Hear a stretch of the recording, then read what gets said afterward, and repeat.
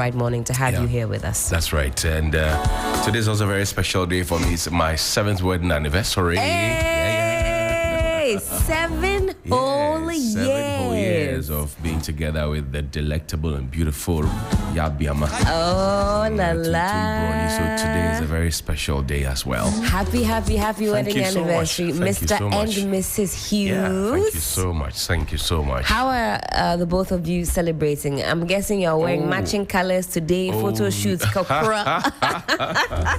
No photo shoots? Oh, no, I'm not a big fan of those things. No? Yeah, no. I like to take things easy. Okay. Yeah. Come and oppress us on the ground. No. Come and oppress us. You take things as they come. You don't have to stress things. Yeah, things will fall into place when they have to fall into place. Ki sera, sera. Whatever will be, will be. The future may not be the time to see. But ki sera, terra. Yeah. That's right. Interesting conversations over the weekend. Very heart-wrenching to have learned that somebody who is a rescuer of people and saver of people, a medical doctor, 47 years old, died, because we just failed as a country to provide the right kind of support for this individual. We'll get into that conversation, but let's first check with Felicity Appiah-Ampofo this morning on the weather update for this morning.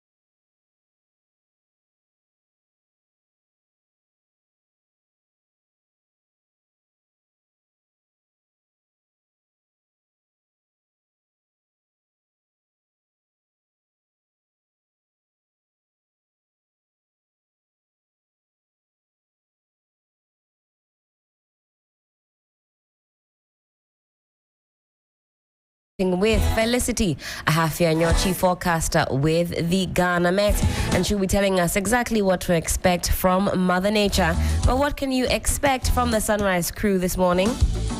We'll be turning our attention to the topic of festivals and firearms usage. Where do we draw the line? Especially because of some of the recent happenings we've seen where persons have been careless with the use of firearms. It's something to certainly consider this morning.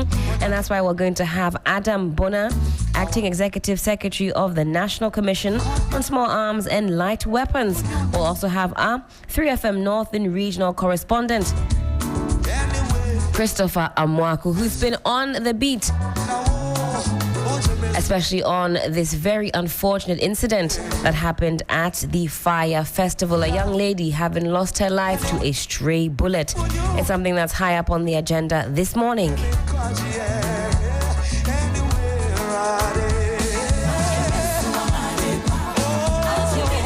Well, let's connect now with Felicity Appiah-Ampofo, and you'll find out what the weather will be looking like in the capital and beyond. Felicity, hello, good morning.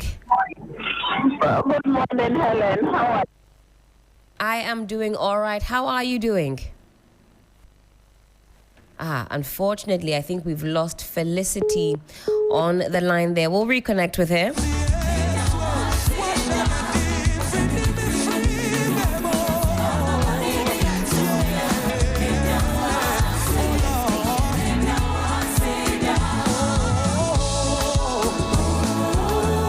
We'll also have an opportunity this morning to talk about the NDC and the educational reforms that they have in store for fellow Ghanaians. We know that there are a number of items in the pipeline as far as education in the Republic of Ghana is concerned. It's one that we're also tabling for discussions this morning. So do be sure to stick with us all the way through up until 10 a.m.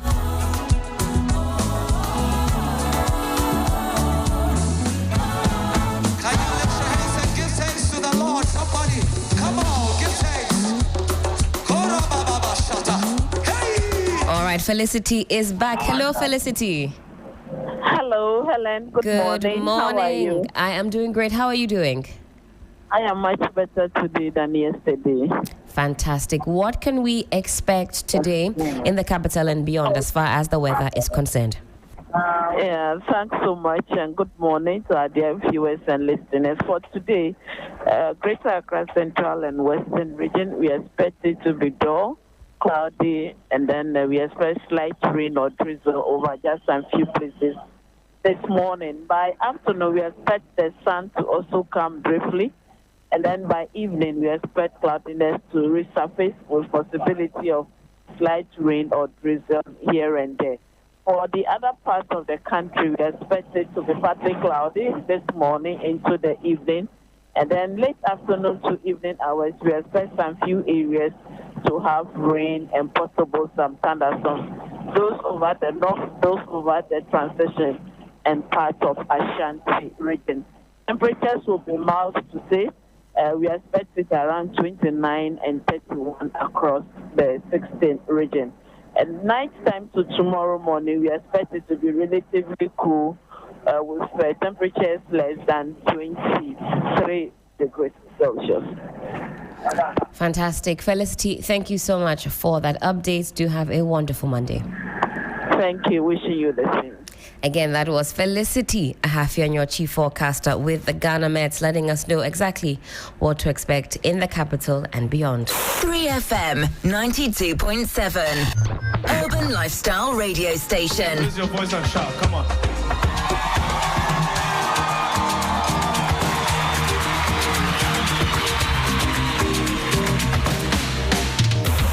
FM 92.7, Urban Lifestyle Radio Station.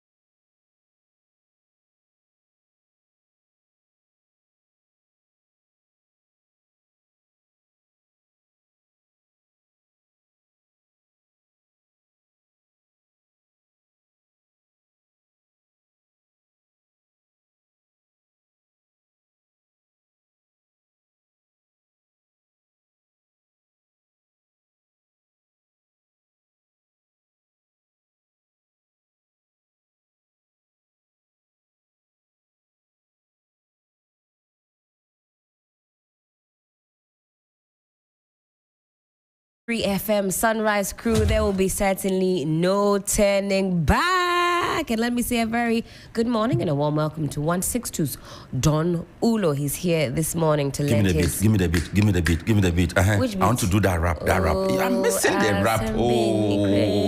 Helen, no, I'm missing the rap. Which rap? Okay, put your headphones and let me activate it for you. Let's go. We spend the billions, we spend the money, come on.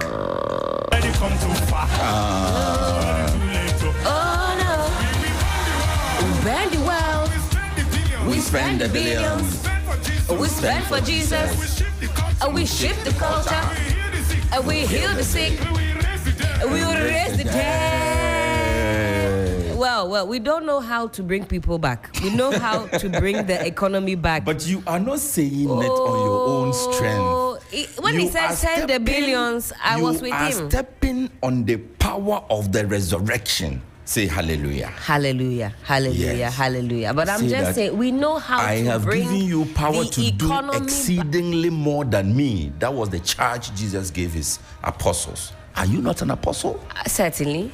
I am a representative right here in Adesawe, Kanda. One of the soldiers says, no turning back.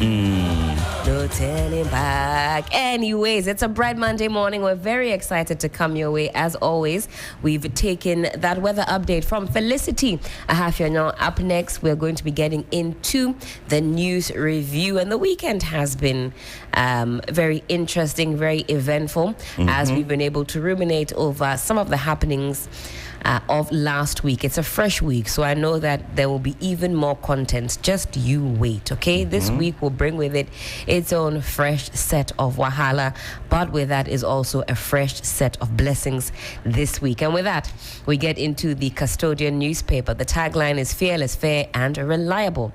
You can't blame me for ECG's woes. Who do you think is saying that? You cannot blame me for ECG's woes. Well, Minority Leader. You are absolutely right. Osahin, former board chair of the ECG, also known as Osahin Afenyo-Markin, and he's clapping back at Dr. Reko Brobe. And we'll give you an opportunity this morning to also listen to what he had to say when he sat with our colleague Beatrice Edu. And I think in that clip he says that, well, the minority leader Osahin Afenyo-Markin has to account for his stewardship at ECG as the board chair. You know that we started this year off with a lot of hula baloo, as it were, missing containers. Now we're told that containers have been found. That particular issue has been left in murky waters, very much like what we see with many other things. But that's neither here nor there. Ghana-India ties deepen. Minority Lords PM Modi's historic visit. And for me, the highlight was seeing some of our members in Parliament adorn Indian attire, full regalia from head all the way down to toe. I think that was well received by the masses, and that was certainly a historic speech that was given by PM Modi at our Parliament. Baba Sam petitions acting CJ over judicial bias. There's a lot still going on that front. Baba Sam, yes, it's captured on page 2 of the Custodian, is petitioning the acting CJ over judicial bias. If you want more details, you catch that on page 2. Zoom Lion clinches strategic business deal in Kenya and I believe in other parts of Africa. Well, right here on home soil, we're asking Zoom Lion to open up their books, close their books. I don't know. Are we coming or going? We'll find out. The Daily Democrat says nothing but the truth. What's on the front page then this morning? Ghana reaches major milestone with Iban Akuma oil, with some gas discoveries there. Bogoso Prestia mine faces closure over violations. You've also got no excavators missing in police custody. MDF, that's the Minerals Development Fund. You've got Dr. Hannah Bisu Kote pictured here on the front page. And she has become, shall I say, the poster woman these days as far as the fight against Galamsey is concerned. She's taken the fight into the forest, straight to where the action is. Many of you have questioned the motives, you've questioned the efficacy, and you've questioned whether or not really and truly this is but a blip in the grand scheme of things. But she is resolute in her mission, and it's something that we're still following on. Notorious Ashongman land guards caged. And that's captured in the Daily Democrat. Julius Deborah task committee on corruption to develop actionable and achievable blueprint. The Daily Gist this morning, and I think they have a lot of gist for us this morning. Ghost returns from Mecca. Sixtus, I'm not sure if you saw that story. There was a lady who was added to the death tally for Mecca, only to have arrived. She had been miscounted. Her family had been misinformed, and so she returned. Yes. Let me get into that. It's captured on page 2. I saw that online sometime last week. They said, So if you were a family member, would you celebrate? Would you be excited? Will you open the gate? Run away? Now, a woman who was officially declared dead during the 2025 Hajj pilgrimage in Saudi Arabia has returned home, guess what? Fully alive. Days after her funeral. Fully alive. Fully alive. No doubt about it. And you know what? They actually had, as per Muslim tradition, they had her funeral. So she returned days after her funeral, leaving her entire community stunned. You know, there's a funeral for you, burial service, then you return. Now, Fatima Kasim, a resident... She was not aware she had been buried at home. She was not aware she was dead. She was aware she had gone for pilgrimage and had arrived home. Everybody else had the intel that she was part of those who had lost their lives. So I guess when we say burial, ceremonial, if you will, because there was no body, because that body was on a plane, headed here, fully alive. She's a resident of Medina in Accra, Fatima Kasim, and she was at the center of this bizarre incident after the Ghana consulate in Jeddah, Saudi Arabia, mistakenly issued a death certificate in her name, prompting her family to observe Islamic funeral rites for her. Now, according to the family members and the officials from the Ghana Hajj Task Force, the confusion began during this year's annual pilgrimage to Mecca, where reports emerged that Fatima Kasim had died while receiving medical attention in a Saudi hospital. The consulate in Jeddah, relying on hospital information, then issued a death certificate. Information. That's right. Without going to the hospital to confirm? You know, there had been reports of others. How she got her name entangled with this. I mean, she had a big funeral. People went to pay their respects to the family. No, she was also getting ready, packing her bags, getting ready to come home. Somebody's doing funeral, somebody's packing to come home. Feeling gadochi, feeling.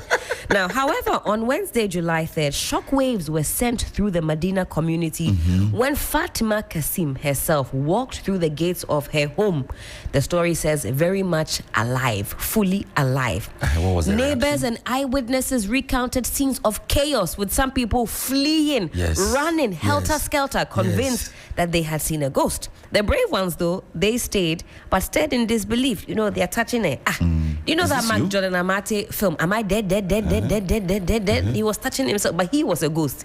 This one, Fatima Kasim, she came in the flesh. Now, speaking to City News during a visit to the family residence, Fatima's relatives say they are still grappling with this emotional roller coaster. One of her family members says, I feel happy and sad. We are still confused. So there's clarification now coming from the Hajj Task Force, and they say it was simply a case of mistaken identity. Okay. There were two women who were hospitalized. One was a tourist, and the other was Fatima, who's officially registered with the Ghanaian Hajj delegation. Now, at the time of hospitalization, neither woman had her passport on her, making identification difficult. So I see they swapped the intel. This other lady... Were they both Ghanaians? The other lady, they have her name here, but I don't know... I don't know if that's okay. They don't provide the name. How that swap happened? They said this incident has raised serious questions. And the Ghana mission also issued a statement and a death certificate without confirming. So they say this incident has raised serious questions about diplomatic procedures as well as the airtightness of verification processes during the Hajj pilgrimage. Such a dangerous oversight to make. I want to believe that, you know, on a pilgrimage like this, you cannot have people at the secretariat knowing everybody. So the people in charge of Hajj, they won't know every single individual. For that reason, I suspect they would have leadership at each unit. So if you are Greater Accra, you have a sort of leadership of your delegation, further broken down into, should I say, Medina area. I want to believe that exists. So yes, I want to believe that exists. How would you classify somebody dead without calling the people, the Medina delegation people, to come see the body, confirm that this indeed is the person? I'm wondering. Mm-hmm. And how would you rely only on the information from the hospital authorities to issue a death certificate? I'm wondering. Yes, I mean, there's a lapse. There's a lapse that the Hajj people have to sit back. The Honorable ABA Fuseni and his people, they have to take a second look at this, because it's dangerous. I mean, where I come from, if we celebrate your death traditionally and you show up, there's a big matter. You asked me to return from whence I came, or how? There's a okay, to my people listening, if I don't get it right, please send me a message and correct me. Mm-hmm. You see, there's a talking drum. There's a talking drum.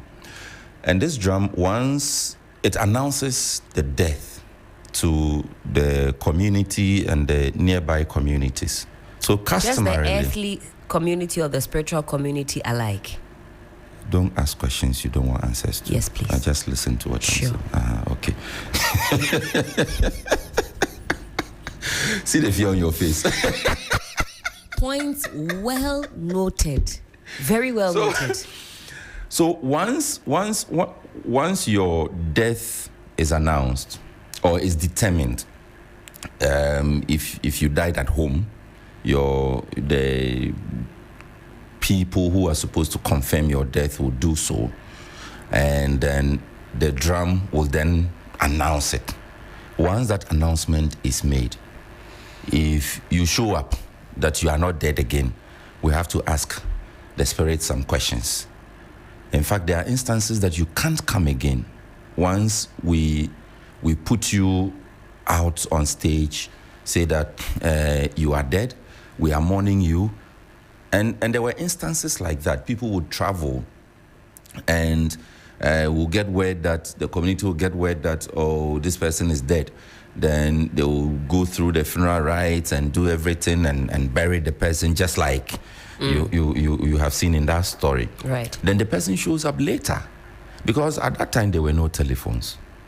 There were no, communication was difficult. Right. So for us to confirm, somebody then would have to travel from the community to whichever village you went to die, which also poses its own challenges. So once the rites are performed, then you are wherever you are. You are not coming home again. You can only take steps to alert your people that there was a mistake, you are not dead. But coming home would be a big matter. I see.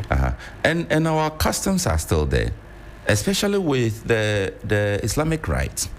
You know, in the Muslim communities, once you die, there is no delaying. There is no wasting time. That's right. So that is why we have to, particularly within the Muslim communities, be double sure that this person is indeed dead.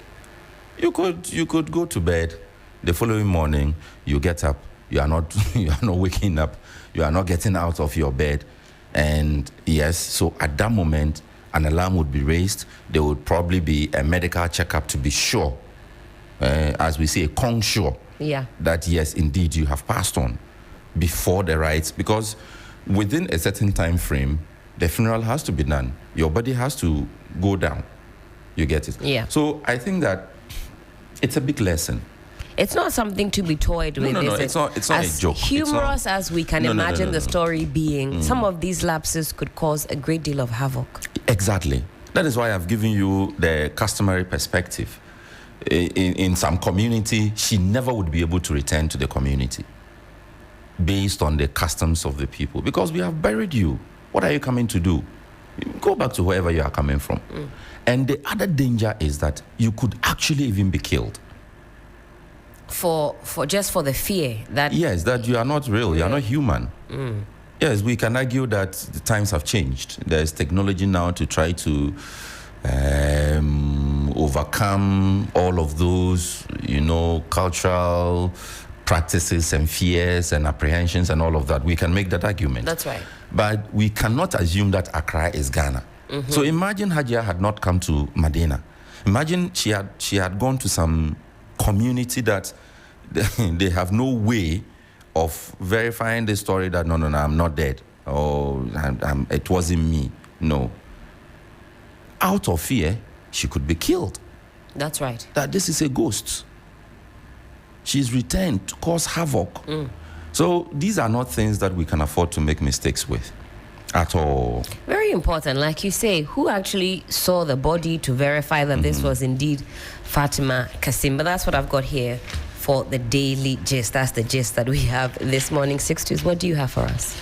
I have the new publisher newspaper, and it comes with a beautiful photo of the minority leader in Parliament. Only that this time he's not speaking as minority leader. He's speaking as former board chair of ECG. And the headline says, Tarzan attacking me with untruths. And the quote says that I was not the chairman of the ECG board in 2023, as Dr. Reku Brobe suggested. I was appointed by His Excellency President Nana Addo Dankwa Akufo-Addo. I've always fallen in love with this name. His Excellency President Nana Addo Dankwa Akufo-Addo on 16th July 2024, and officially sworn in as board chairman of ECG on 17th July 2024. So he's explaining. And indeed, if you go to his Facebook wall, that statement is there. The statement that I believe all the papers are referencing. Once we'll be listening to Tarzan, I'm sure that we'll get the opportunity to read the statement as well. So it says, more headlines on the new publisher newspaper. It says, Parliament to sit on Mondays and Saturdays. Really? Mondays, yes. Saturdays, why? They have a lot of work to do? Or is that to the sacrifice of a particular day in the week? That is what I am wondering. Majority leader in Parliament and leader of government business, Mahama Yarega, has disclosed that the House will add Mondays and Saturdays to 8 sitting days so as to allow for the maturity of certain legislative instruments before Parliament. Okay, before the House adjourns on Saturday, July 12th. Okay. That is not new, actually. It happens sometimes. Already the House doesn't sit on Mondays. Yeah, Mondays are not... I understand the reasoning is that a lot of them go to their constituencies, so they are supposed to spend the weekends in their constituencies. So most of them are not able to return by Mondays. That is why the House doesn't sit on Mondays. Okay. Yeah, so by Monday, you should be back in Accra. Then you go to the House on Tuesdays. So traditionally, the House doesn't sit on Mondays. Yes, but it's also understandable that this is temporarily to allow the maturation of LIs because they are rising on July 12th. That's next week. That's right. So that's just... So they'll sit today, sit July 12th, that's Saturday, that's right. So okay, so that's understandable. Right. Asabi wants NPP reformed before flag bearer primaries. Robbers attack Trotro, shoot 4 passengers. This Trotro man must be carrying a lot of money for robbers to attack him. The News Center newspaper, detail-driven, Obasanjo to ECOWAS reform or become relevant. Helen, this story, this headline name, I don't think it is new, but I think it is timely. It's a conversation that, in fact, has been had in the media space for some time now. If ECOWAS doesn't look sharp, ECOWAS will become irrelevant. And this started with the coups that we witnessed. It started with the coups that we witnessed. Yeah. people kept asking, how is ECOWAS taking steps to remedy this instability in this country? How is ECOWAS taking steps to ensure that this leader who is forcing himself on the people does not continue in that tangent? People are asking the AU, that's right, the UN, sometimes even the other countries, US, China, they are contributing troops to peacekeeping efforts, but we are not seeing ECOWAS do any of those things. There's been questions about a standing ECOWAS army. There's been question about a common currency for ECOWAS and all of those things. So this was the Republic Day lecture that the former Nigerian leader spoke at. And this is one of the issues. I think he's restarting that conversation, a conversation that we definitely have to get into. That's right. Is ECOWAS still relevant? Especially now that you have the Sahel area, the two countries within the Sahel area, wasn't it? Burkina and the other countries. They have Mali. a name. They formed their own. These are the guys who want to be part of BRICS. No. They broke away from the ECOWAS and then announced their own, yes, because all of them are coup leaders. Right. Yes, and they thought that ECOWAS was not receptive enough, or ECOWAS was simply not giving them that was not listening to them. So they think they have a common interest that they also have to come together to protect. So I think that should be the wake-up call for ECOWAS, that if you have that breakaway and you do nothing about it, by the time you realize, you become irrelevant. Okay, so whilst you check that out, let me continue. Mahama government to complete national cathedral. Okay, that story is on page 6 of the News Center newspaper. It's a lengthy one. Government of Ghana has announced a major policy shift to repurpose the unfinished National Cathedral project into a National Cultural Convention Center, a landmark facility that will anchor Ghana's growing creative economy and serve as a continental hub for cultural diplomacy. I've taken note of this new idea being put forth by this government. I haven't really thought about it too deeply about what the pros and all the cons are. For me, I find the project in its entirety, the way that we went about it, or the former president went about the whole thing, it's such a sore spot. During the election campaign time, I believe the NDC had hinted at possibly turning the space into a children's hospital. They said that they had gotten calls from, concerned citizens who thought it would be better used as a hospital. Well, if they can break down to us this idea of, what is it, National Cultural Convention Center. But you see, this shouldn't be surprising, right? Because they had given indication that the space would be rezoned, or repurposed, as he said. And number one, we cannot leave the place lying like that. We definitely have to put it to some use. The conversation has been whether we should go ahead with the construction of a cathedral. Nil point. The French will say nil point. Okay. Okay. I don't. The people don't because like the people who make that argument say that, like he said, the circumstances under which the entire project was sold to the people is what made people angry. Yes. Number one. Number two, the cost of the project. That's right. Is the other point of anger for people. Number three, the source of financing or funding for the project is also the other anger point.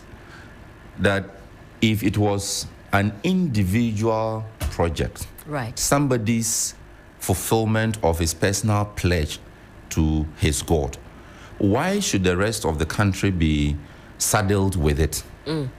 That's the argument. Number two, if indeed it is such a project, why should it be the taxpayer dealing with it?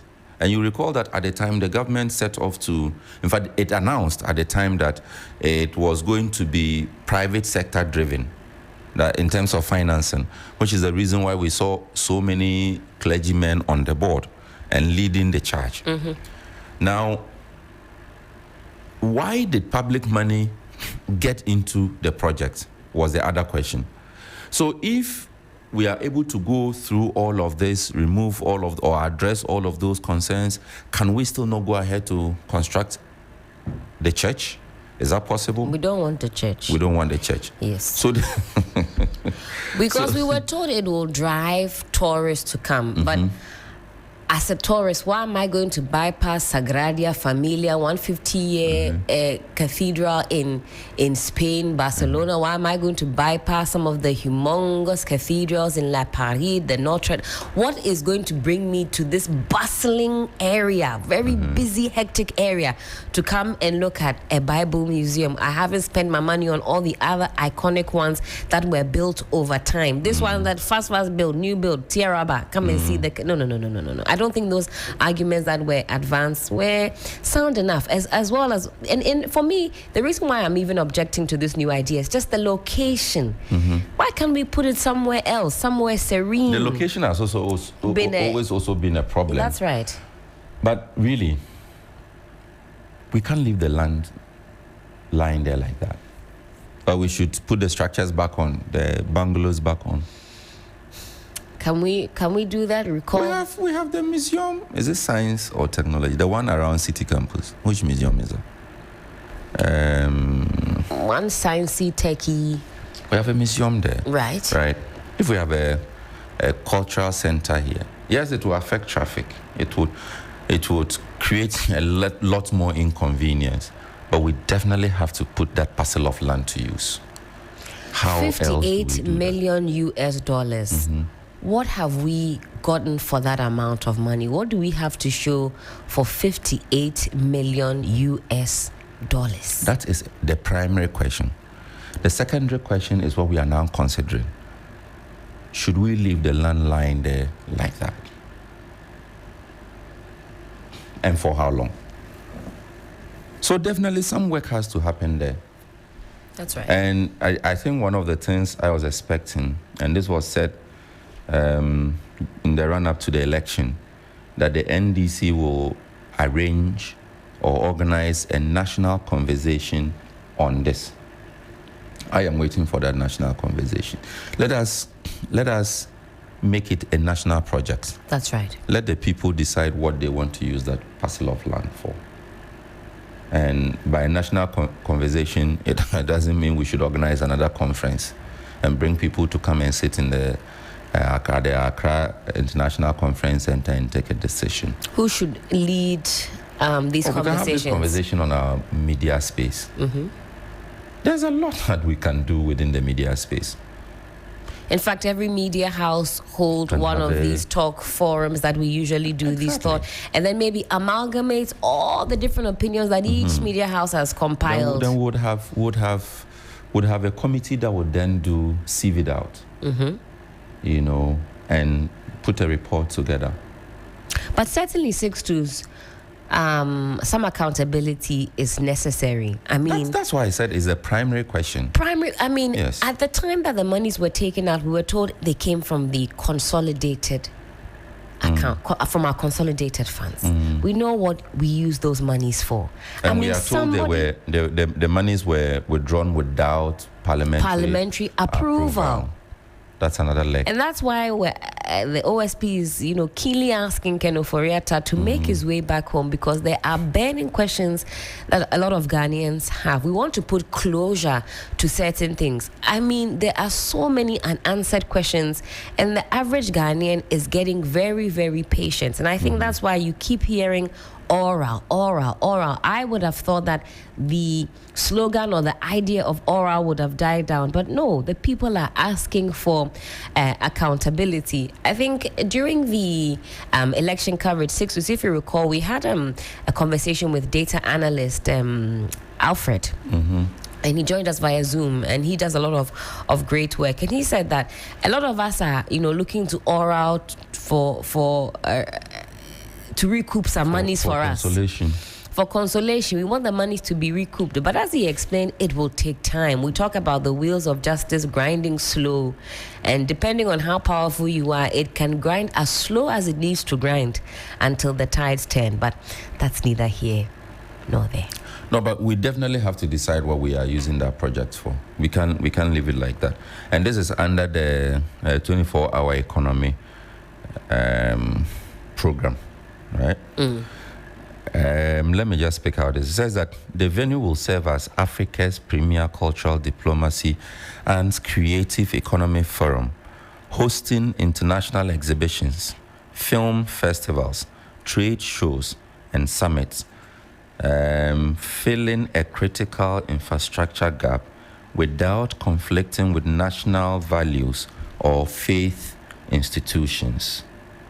I think there's an important descriptive that we need to bear in mind as we analyze and discuss that particular project. But I will say there are two concerns. Primary concern, what happens to all the investment that has already gone down there into that structure, that building, that foundation. Right. Are there any monies to be recouped? How? When? Secondary concern, moving forward, what do we do? And this is the proposition that we are seeing from government. And there should be a way that we can agree as a people whether we want to continue on that tangent. Well, Sixtus, you were asking about some of the West African countries that have broken away from ECOWAS. So you've got the 3 West African countries that have officially broken away from the Economic Community of West African States, ECOWAS. That's Burkina Faso, Mali, and Niger. So they've decided to name this new association Alliance of Sahel States, or Confederation of Sahel States. It is often abbreviated as AES. Okay, so the purpose of this breakaway is for security and political collaboration, particularly to address extremist violence and assert sovereignty against external pressure. Sovereignty against external pressure. All right. Yes, so that is it. And this is how ECOWAS will be undermined. Imagine they get another state to join them. Right. Okay, and by all accounts, from what we are seeing, they seem more forceful than we see ECOWAS. So I think that ECOWAS has to have a conversation, and the ECOWAS Commission may have to lead that conversation on what next. How are we seeing ourselves, and what are we doing to make sure that the people see our relevance? I have 2 more papers. Let me just quickly run through them. Yes, I was going to go on a break and then we come to those, or we can do that and then come on a break. Let's go on a quick break. All right, time check, 17 after 7. This is still the best breakfast show in all of the land. We'll go on a very quick break. When we come back, there's more right here. Parents, mark your calendars. Is the 3FM Baby Fair happening live on the 11th to the 13th of July at Marina Mall Airport.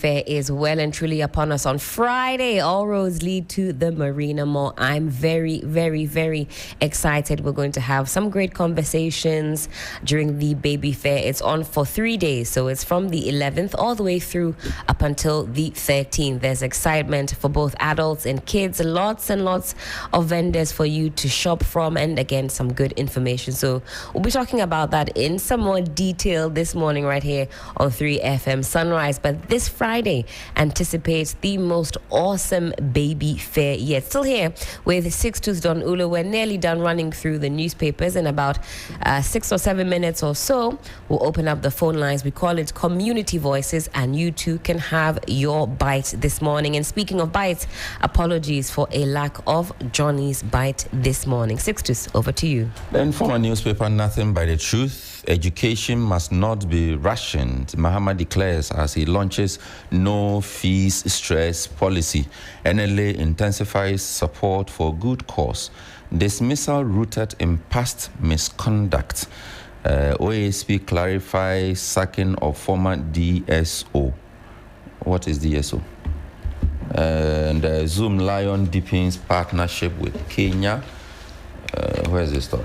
Page 3 of the Informer newspaper says that the deputy staff officer, the Office of the Special Prosecutor has clarified that the dismissal of its former deputy staff officer, that's the DSO, Mark Kweku Esedu Arthur, was based on revelations stemming from his previous sacking by the NIB, formerly known as BNI. Sources within the OSP have disclosed that Mr. Esedu Arthur's removal followed extensive internal vetting, which revealed that he had earlier been dismissed from the NIB for breaching institutional protocols. This background, according to OSP, rendered him ineligible for employment within the anti-corruption agency, as stipulated by its enabling legislation. Detailed accounts from sources familiar with the matter indicate that Mr. Esedu Arthur, while employed at the NIB, was assigned to transport examination papers to parts of the eastern and northern region. However, he reportedly abandoned the assignment mid-journey, citing his mother's ill health as the reason for his absence. So that is the story on the front page of the Informer newspaper. And right. Don't create authority for 24-hour economy. Varsity Dawn cautions government, and the picture of Professor Godfrey Bokwin is here. And I was listening to him actually mention that over the weekend, that we don't need yet another authority to then, have to staff and tool. There are relevant bodies who should be really in charge of this 24-hour economy. But at present, it is under the office of the president. Exactly his point. Why is it under the office of the president? Why, for example, are the relevant, shall I say, authorities that will deal with whatever the case may be? We're talking about the ports, we're talking about this, that, and the third, so everything decentralizing. But it appears that when new governments come in, or you have a fresh government coming in, or there's a government in place, they want some of these interventions to sit at the presidency where there's a lot more control over the process. No, not that. It's the government's flagship campaign. Well, that doesn't mean that it should sit at the presidency solely. No. Helen, hear me out, please. Please hear me out. I'll hear you out and then I'll counter. Okay, hear me out first. See, it's like free SHS. I did not expect the Ghana Education Service to be at the forefront of running free SHS. Why not? Because there needed to be that direct oversight by the president. Why? Because it was his major campaign promise, and it was in his interest politically to ensure. Yes, relax for me. Politically, to ensure that the promise was fulfilled. If he left it to the ministry, yes, I agree with you. He could have left it to the ministry, and the ministry would have created a desk at the ministry to say that free SHS desk at the ministry. Then they would have found some supervisor and be paying him 500 Ghana a month to oversee the implementation of free SHS. Right. You think that we would have had the impact with free SHS as we had in 2016, Therein lies the 17? problem. What then do we make of these institutions? Because the counter that Professor Bokpin gave is that we have initiatives, even looking at the 24-hour economy, a lot of the themes you'll find in Ghana Beyond Aid, the underpinnings are that we need a stronger economy and stronger systems to facilitate what we want to do. Once a particular government goes out, these initiatives, these policies can sometimes be seen to follow them. So we scrapped Ghana Beyond Aid, but when you, according to the experts, put it side by side, the 24-hour economy, the underpinnings are very similar. So that if it goes to, for example, this is just the free SHS example, the GES and other institutions who are tasked with that particular initiative, there's maybe more longevity.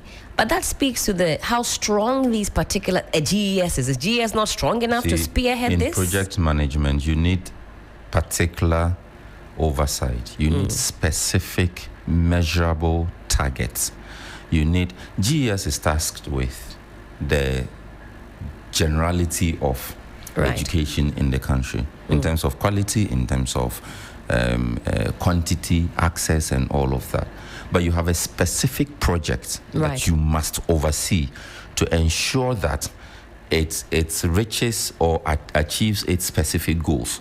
And you cannot situate that project within or under the supervision of a general.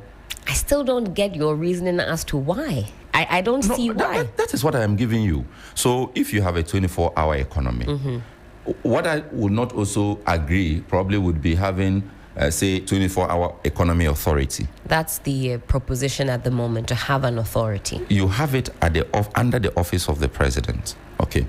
That gives it direct presidential, direct presidential supervision. Right. That the eye of the president is directly on it. I remember the president himself during the campaign said that he would, this is part of it, that he would have an accelerated export program, expanded program, which would be directly under his office. And this is part of it. So that once you have that directly under the office of the president, you then cannot have the head of the secretariat there misbehaving, because you know that you are reporting directly to the president. If you take it to the ministry, you are reporting to a minister or some chief director. The chief director is reporting to a minister. The minister is reporting to cabinet. This one, you have direct access to the president. Sixtus, so it's a matter of project implementation. I think for the sake of longevity, we've seen other initiatives maybe be stuck at the presidency. And once... Like what? Ghana Beyond Aid, it's been scrapped. It was under the presidency of Nana Addo Dankwa Akufo-Addo. What was Ghana Beyond Aid doing tangibly? Tangibly, what was it doing? I cannot tell you how they were able to transplant, the theory into real life, but they had similar underpinnings like this 24-hour economy. What they wanted to do, these are ideas to strengthen the systems already. And these are things, again, as I'm saying, are similar to the underpinnings. We want to strengthen security, we want to strengthen agriculture. These are ideas that each government has a way in which they want to do it. But that's the whole purpose of it. Ultimately, we have the same agenda. We want to create more jobs. How we do it, same spirit. Yes. But that spirit will then, I think, leave by way of the slogan, the program, the policy, just because there's been a change. I honestly don't know what structures were put in place for Ghana Beyond Aid. I don't know the structures, but exactly. But with this one, we are seeing structures. But because that government is gone, even if there were structures that could have been situated at the specific institutions, now we don't know, because the government has left and we've decided not to continue.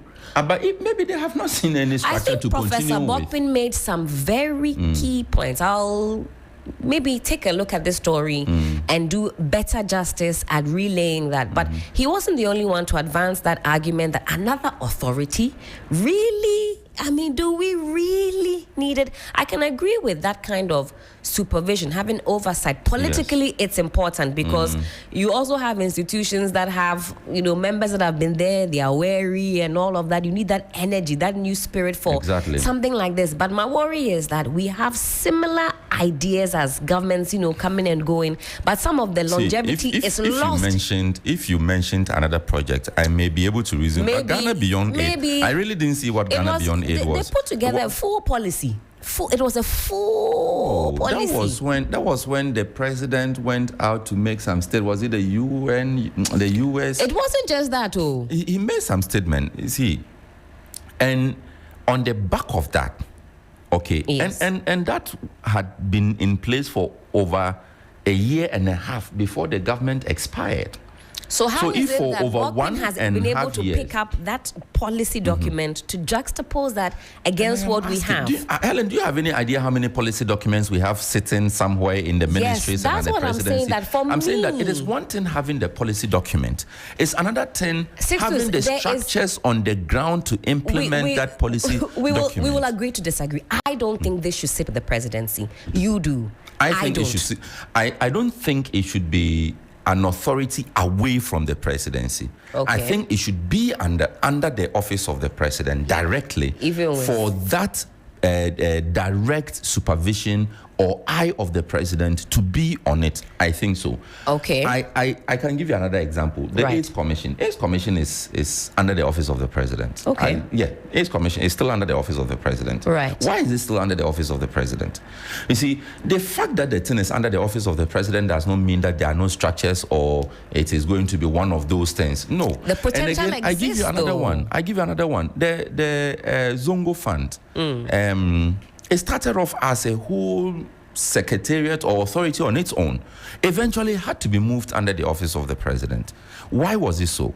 So, you see, there are advantages. There are reasons why we must have certain projects and offices under the office of the president. I think there are legitimate disadvantages. Hopefully, as the week progresses, we can also maybe explore the for and against in more details, get some more experts who can also advance that cause. I think Sixtus has made some good points that I resonate with, but I also think during the weekend there were some points that the danger of some of the things that we do, we pick and leave. Is there a way? I think more so the conversation was in continuity, strengthening of policy ideas that can transcend whoever it is at the helm of affairs. I think that was the underpinnings of what they had to say. This secretariat kicks it started the program, the entire program. Then under it, they've successfully divided the program into various modules, if you like. Right. That's my word. Right. They have something in the arts, they have something in finance, they have something in something like all the key sectors. pillars, something like that. Yes, all the sectors. So they successfully are able to implement this policy within the banking sector. And you get some banks running 24/7 within some locations, and you have the incentives and the structures in place in terms of security, in terms of all the things that they need to be able to do to run 24/7. And you get this started off well and it's running. Can the ministry then not absorb it?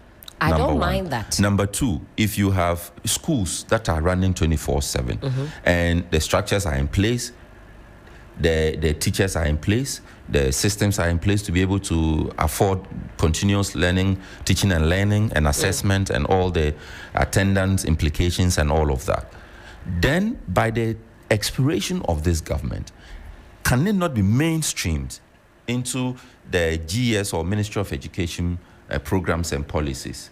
It can. Yes. Because it's a project, you need to be able to run it and implement it as a project so that it would have specific direct supervision to ensure that it is started off well. It's a project.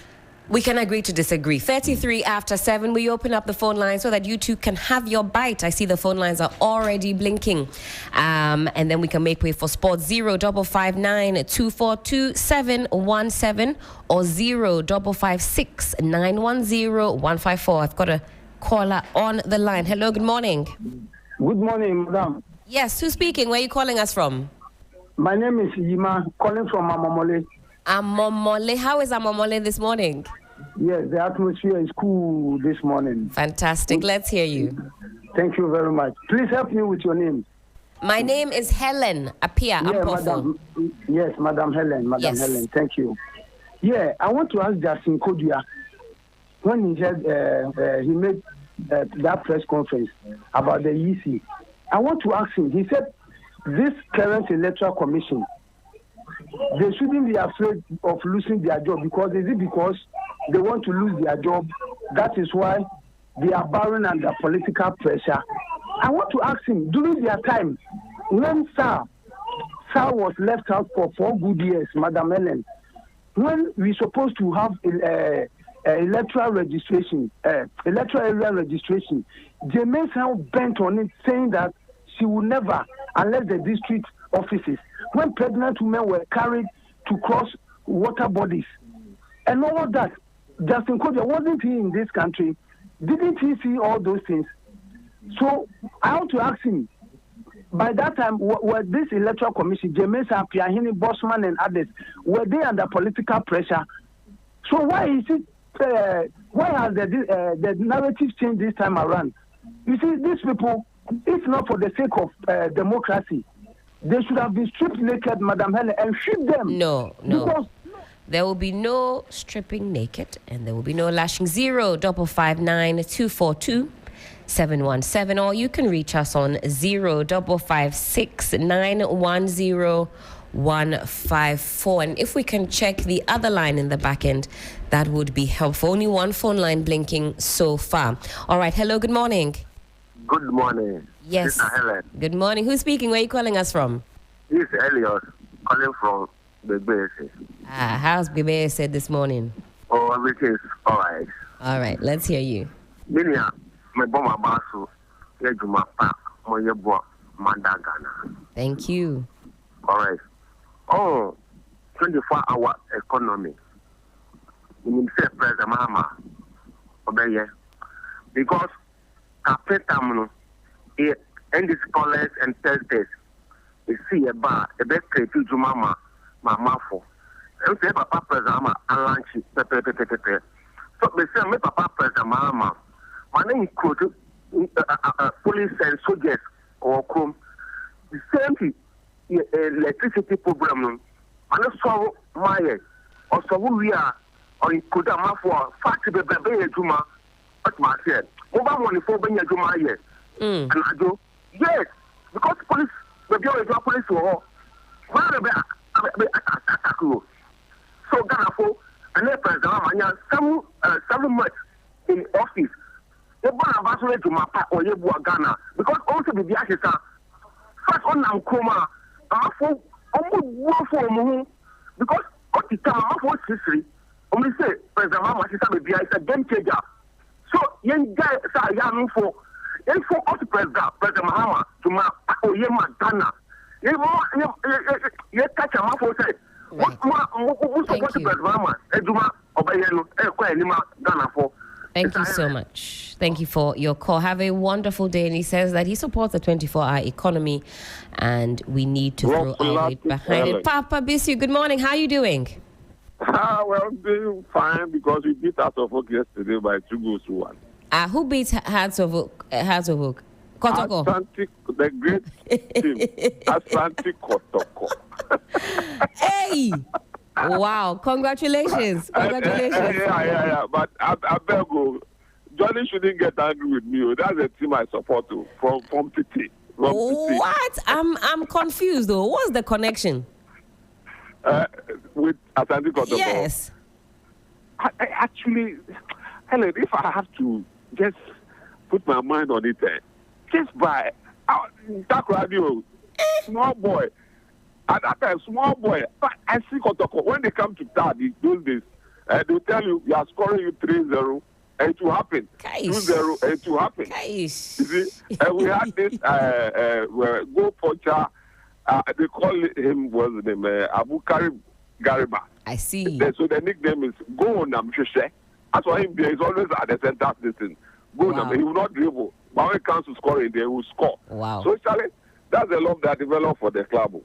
Congrats to you guys. You, from my disco, I normally sneak out to go and watch their matches in Kumasi. Hey! I'm telling you. The love is strong. The love is strong very, indeed. very strong, very deep.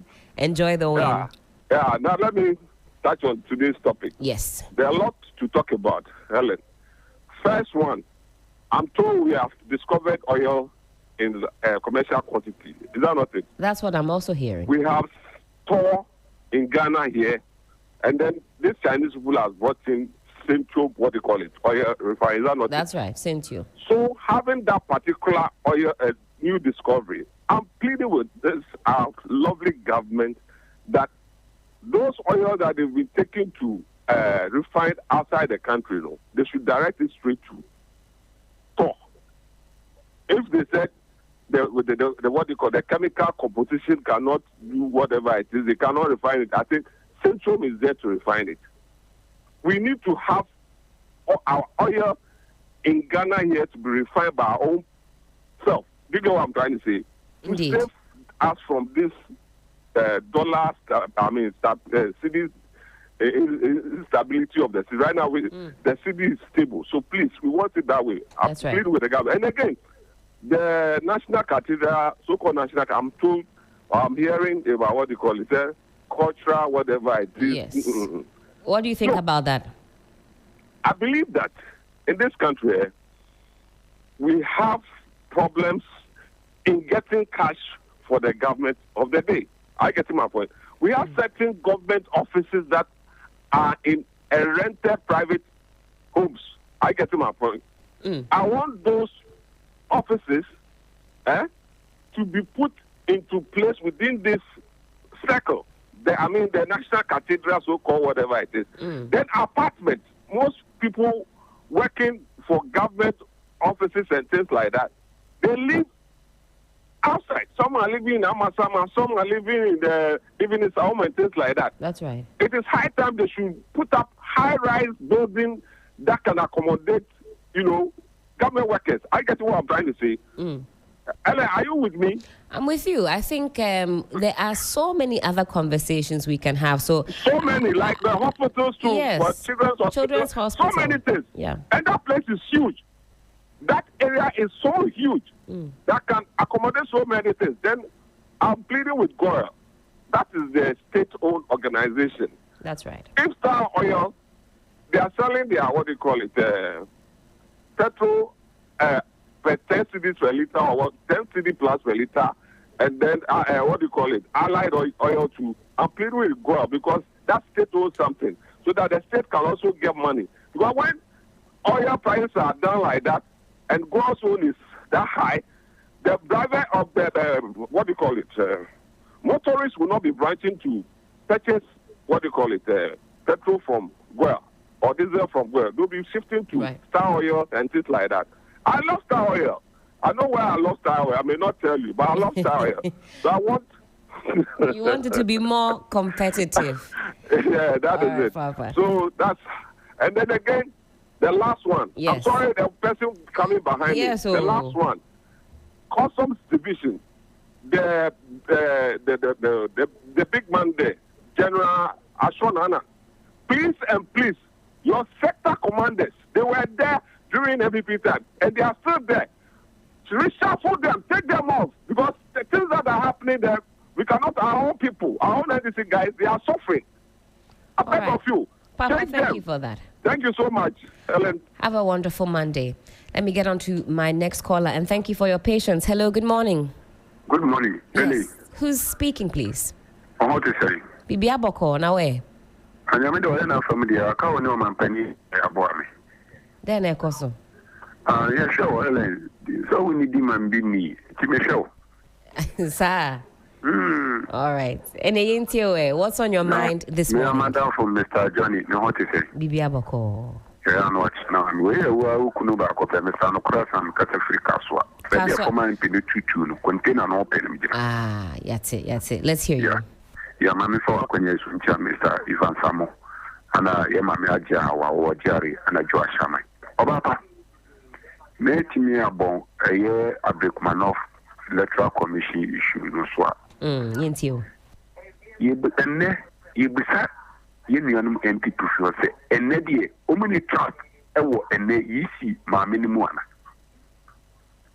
And your woman, and you're quite almost like you cry now. Your general secretary, and no way your chairman, Esra Crampa. No, you're trying to boss, and that's what I'm on the electoral commission. Upon that, and then you need. And no one says almost all the South police stations say you're quite for free. Almost really, they see a South or two. When you show, so why you must so go to say, I'm back. Moving in, I didn't know much for number of some who film. MPP for quiet to say a Janine car. Who did anymore a point? Who did the chair a point? Ghana for MPP for a chick because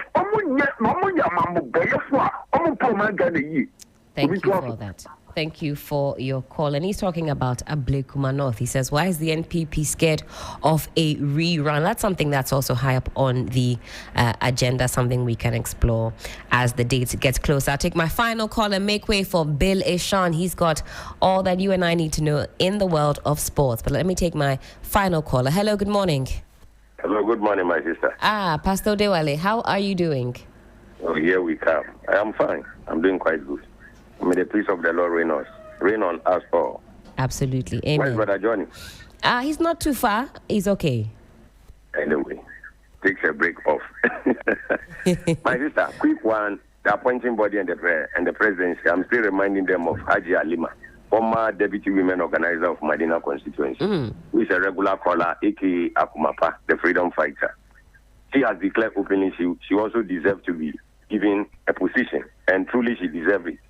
So they should remember her.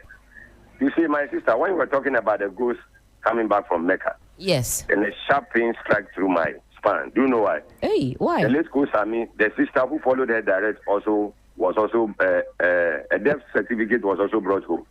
What? And as at last 2 weeks, they went to Yendi from the main hometown of Coach Sami. They also have a final funeral. Let's see whether she will also come or not. But may the departed souls all have a perfect rest. Absolutely. My sister, today, like I was going to zoom into the ECOWAS issue, which Brother Sixtus, your other colleagues discussed most, but I will leave it for another day. Let me take you to Brown region and partially Central region. Right. Brown region have 14 ambulances. 5 have been broken down. And major district and hospitals of Brekum, Romahin Krum. And in fact, the question is, you remember last year, I started making a comment on Gomwa East in the Central region. A broken down vehicle, this ambulance, just the engine, you only needed 10,000 Ghana cedis. I made noise, and in fact, I even have to go to the former sector minister, Honorable Medisawa Kumse. And she told me she will work on it. Though she was no more in that sector. Then I asked her, how come? Few years. Then she told me blankly, and I'm quoting her, everybody can call and ask. I met her one-on-one. She told me all ambulances are 5 years, especially those that were brought under her administration.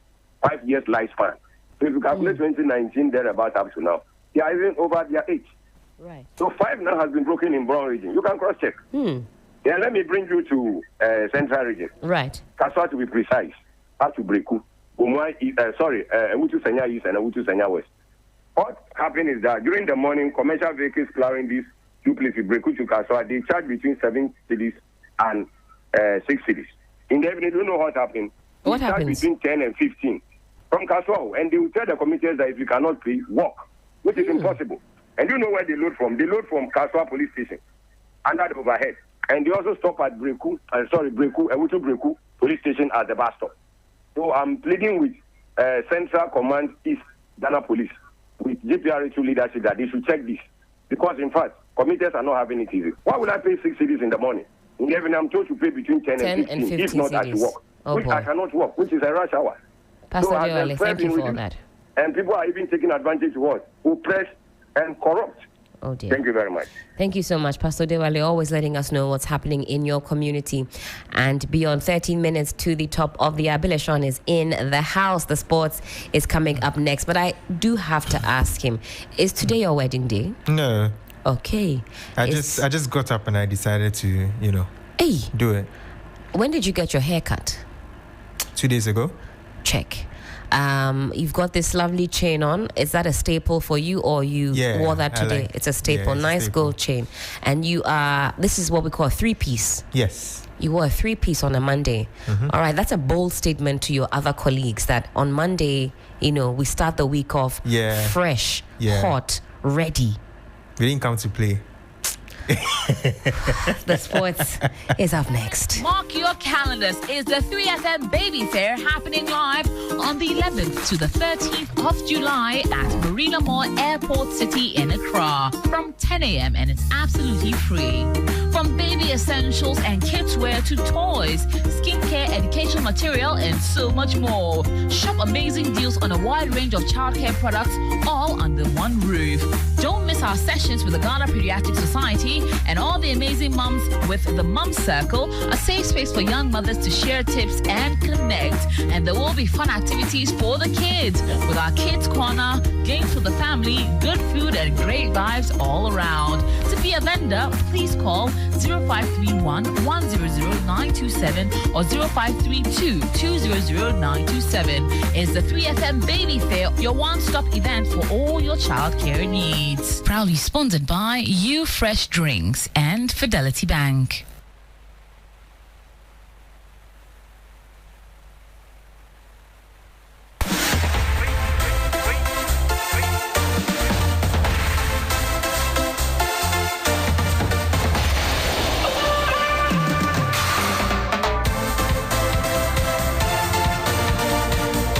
Good morning and welcome to sports here on Sunrise on 3FM 92.7. My name is Billy Shen. Coming up, Asante Kotoko crowned champions of the President's Cup. The Black Queens are set for a big test against current WAFCON winners South Africa. Kudus is a target for Tottenham, and in Wimbledon, defending champion Carlos Alcaraz reaches his third consecutive quarterfinal.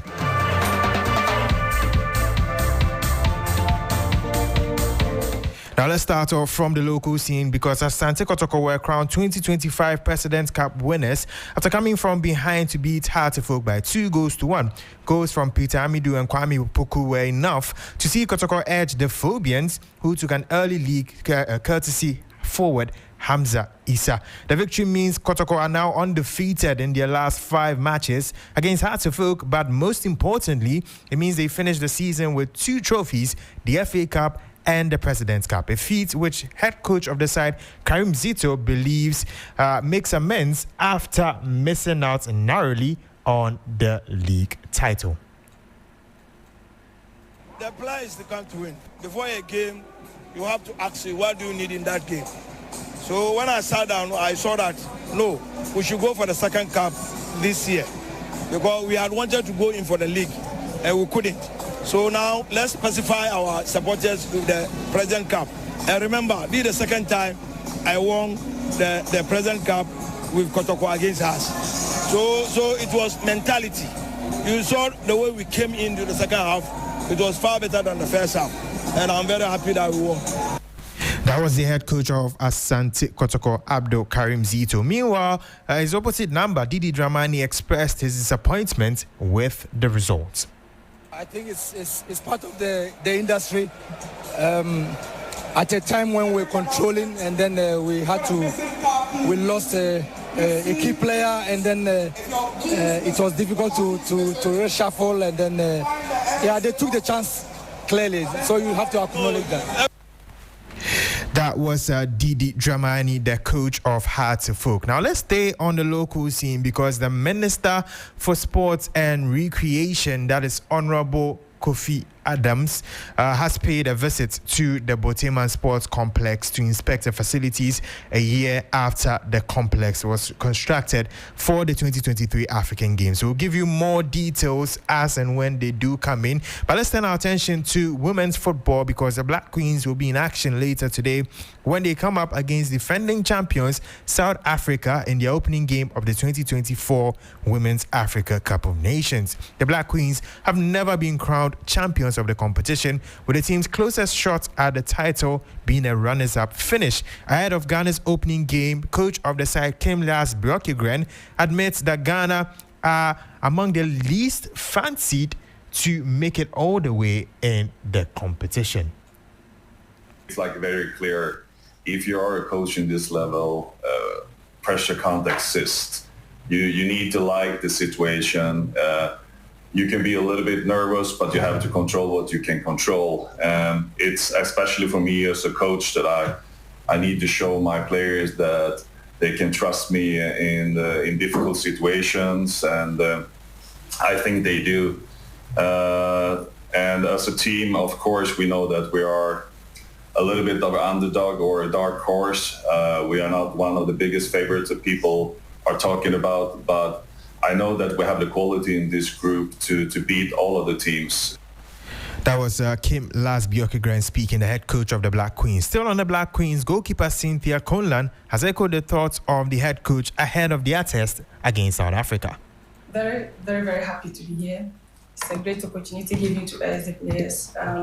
Some of us, this is our first time playing the AFCON. You don't have to have pressure when you are playing a game or something like that. Even though the time will come where there will be pressure on you, but you have to try and control yourself as a professional player. So I don't think going into this game, there's going to be too much pressure on us. So just like our coach has said, we are going into this game as underdogs and we are trying to do our best and help our motherland can. That was the goalkeeper for the Black Queens, Cynthia Conlan. Here are some other results from the WAFCON. Host nation Morocco played out a 2-2 draw against Zambia, while Senegal moved top of Group A with a 4-0 win over DR Congo. In Group B, Nigeria's Super Falcons defeated Tunisia by 3-0, whilst Algeria picked a slender 1-0 win over Botswana. Now, from women's football, let's do some transfer stories because Ghana and West Ham midfielder Mohamed Kudus is heavily linked with a move to Tottenham Hotspur. The Ghanaian has reportedly agreed to join the 2025 Europa League champions amidst interest from Chelsea. The final package is expected to be in a region of £60 million for the midfielder. Spurs had an initial bid of about £50 million rejected by West Ham. According to reports, Kudus has already said yes to Spurs. Now, Kudus has not been the only Ghanaian in the news this weekend because over the last 72 hours, Black Stars midfielder Thomas Partey has been making waves. The former Atletico Madrid midfielder has been charged with 5 counts of rape and 1 count of assault by the Crown Police Service. The investigations are believed to have taken place for the past 3 years, and Partey has denied all rape allegations through his lawyer, Jenny Wiltshire, and is expected to make an appearance before court on August 5th. Now, legal practitioner, that is Kofi Ampa, examines the severity of the case and speaks about the possible ramifications if Partey is found guilty. If Thomas Partey is found guilty of the charges, the legal consequences could be severe because we are talking about rape and sexual assault here with multiple victims. So, under the Sexual Offences Act in UK, the punishment for rape can be as severe as life imprisonment. And for sexual assault, we are talking of imprisonment for a term of not exceeding 10 years. So to answer the question directly, the consequences could certainly be dire. But however, it's crucial to remember that while the number of accusations, as you've said, may seem overwhelming, each charge will have to be treated independently. That was Kofi Ampa, a lawyer, speaking on the Thomas Partey issue. Now, on a more solemn note, former Liverpool forward Diogo Jota was laid to rest in his home country of Portugal after a tragic car crash that took the lives of Jota and his brother Andre Silva last Thursday. Now, Jota's club and national teammates were in attendance to bid the forward who joined Liverpool in 2020 farewell. One player who was unable to attend the event but played for Jota or with Jota for 5 years is Real Madrid's Trent Alexander-Arnold. Although involved in Real Madrid's 3-2 club World Cup quarter-finals win against Dortmund, Arnold paid a heartfelt tribute to his former Liverpool teammate. Condolences, my love, my thoughts and prayers to the family of, a close friend of mine, to the family and friends. It's been very, very difficult for me personally and also the ones that knew him. Not just teammates or friends or family, but the footballing world. Like you said, some things are bigger than the game. And it's, like I said, it has been difficult, but it's been very emotional, very heartwarming to see the footballing world unite and come together to show the love and support to him and his family and obviously his brother as well. So it's it's truly heartbreaking to wake up to news like that. It's something that you would never ever expect. And he was, like I said, a very close friend, someone who lit up a room when he was in it. Shared the dressing room for 5 years, amazing memories on and off the pitch with him. And it goes without saying he will never be forgotten by anyone. and he will live long in all our memories for the amazing man and player he was. That was Trent Alexander-Arnold speaking. Let's do some more here because the Club World Cup is gradually nearing its conclusion. We're down to the final 4 teams after important wins for Chelsea, Fluminense, PSG and Real Madrid in the quarterfinals. Chelsea are set to take on Fluminense in the first semi-finals on Tuesday, while Real Madrid will face PSG on Wednesday. Speaking of PSG, they had to overcome Bayern Munich by 2-0 to reach the last 4, despite having 2 players sent off in the game.